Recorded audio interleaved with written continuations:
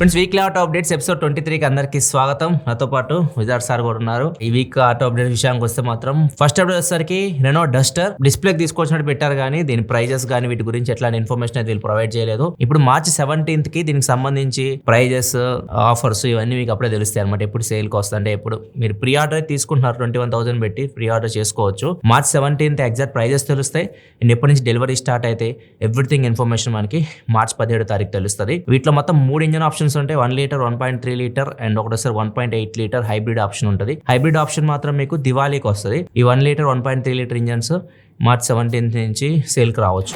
మహీంద్రా ఇంకో కొత్త electric vehicle అయితే తీసుకొని రాబోతుంది.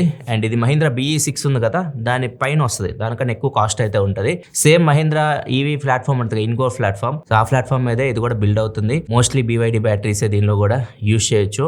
కొద్ది సైజ్ పెద్దగా ఉంటుంది కారు BE6తో కంపేర్ చేస్తే. అండ్ BE6 కొంచెం చిన్న కార్ అది. అండ్ సీటింగ్ కూడా కొద్దిగా కంఫర్టబుల్గా అయితే ఉంటుంది బ్యాక్ సీట్లో కూర్చున్న వాళ్ళకి. ఇప్పుడు ఈ వెహికల్ అయితే మాత్రం కొద్దిగా కంఫర్టబుల్గా అయితే ఉంటుంది. సైజ్ విషయానికి వస్తే హ్యారియర్ ఉంటుంది కదా, హ్యారియర్ ఈవీ సైజులో ఈ కార్ మనం ఎక్స్పెక్ట్ చేయొచ్చు. అండ్ ఈ వెహికల్ నేమ్ మోస్ట్లీ BE7 అయితే ఉండొచ్చు. BE07 ప్రెజెంట్ దీని కోడ్ నేమ్ BE7 గా అయితే రావచ్చు. నెక్స్ట్ వచ్చేసి బజాజ్ నుంచి.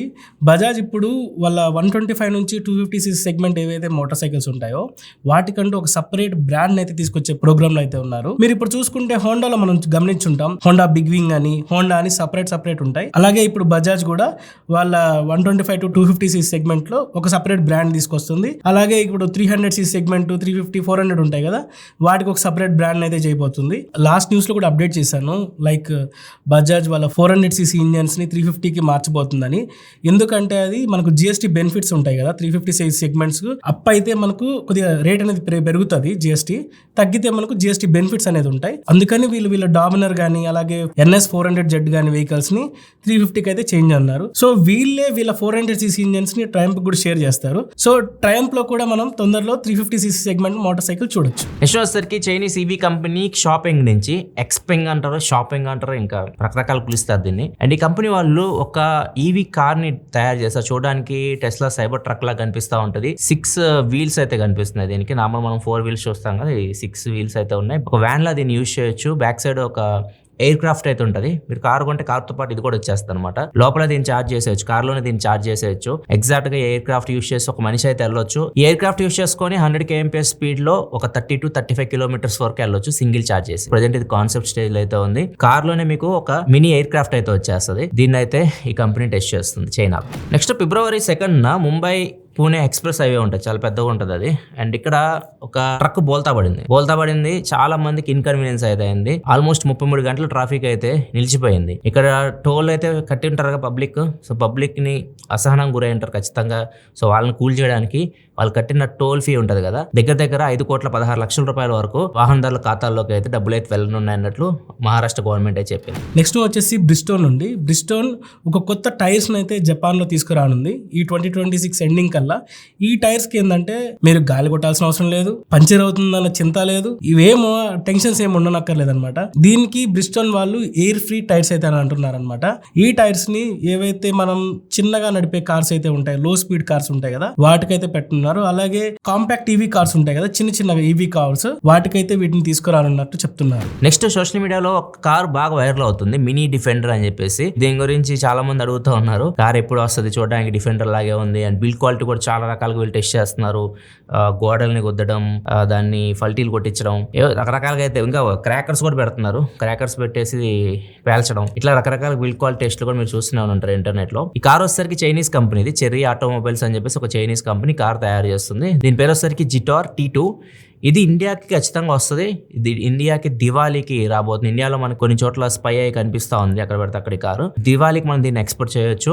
పెట్రోల్ ఇంజన్ ఉంటుంది దీనిలో, అండ్ హైబ్రిడ్ ఆప్షన్ కూడా ఉంటుంది.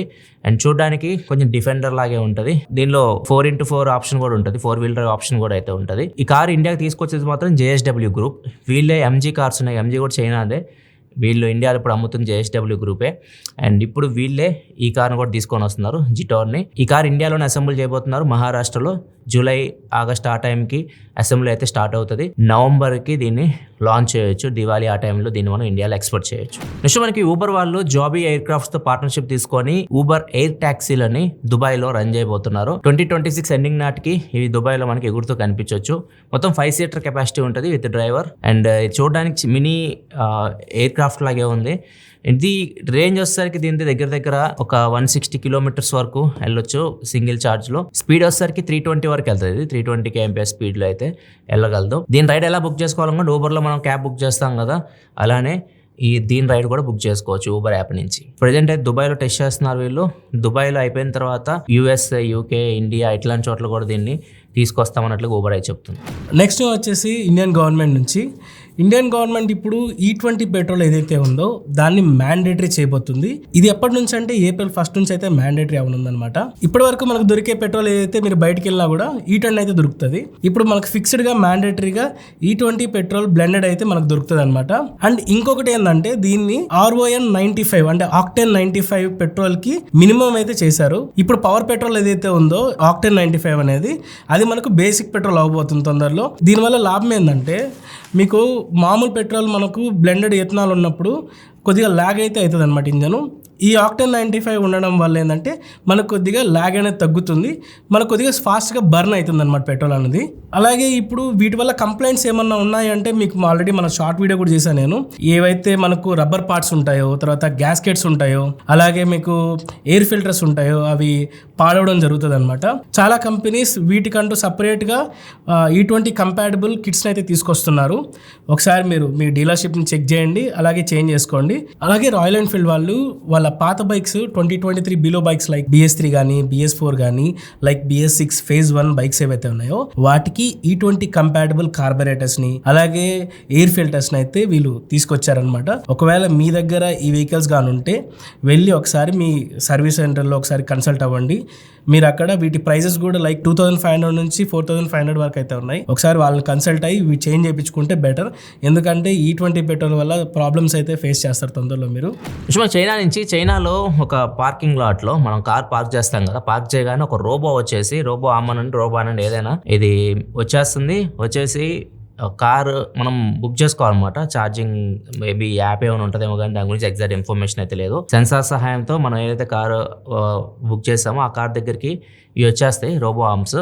వచ్చేసి డైరెక్ట్ మన కార్ని ఛార్జింగ్ అయితే పెట్టేస్తాయి. మనం పార్కింగ్ చేసిన తర్వాత ఇవే వచ్చి ఛార్జింగ్ అయితే పెడుతున్నాయి. చూడడానికి చాలా ఇంట్రెస్టింగ్ అయితే అనిపించింది. నెక్స్ట్ BYD నుంచి BYD blade batteries 2nd generation అయితే రాబోతున్నాయి. BYD blade batteries super batteries చాలా బాగుంటాయి. BYD కార్స్లో మీరు చూసే ఉంటారు, మహీంద్రా XCV9 కానివ్వండి, BE6 కానీ ఇట్లాంటి వాటన్నిటిలో బ్లేడ్ బ్యాటరీస్ మనం చూస్తూ ఉంటాం. వీటి 2nd జనరేషన్ అయితే వస్తుంది. ఇప్పుడు బ్యాటరీ డెన్సిటీ 190 నుంచి 210 Wh/kgకి పెరగబోతుంది.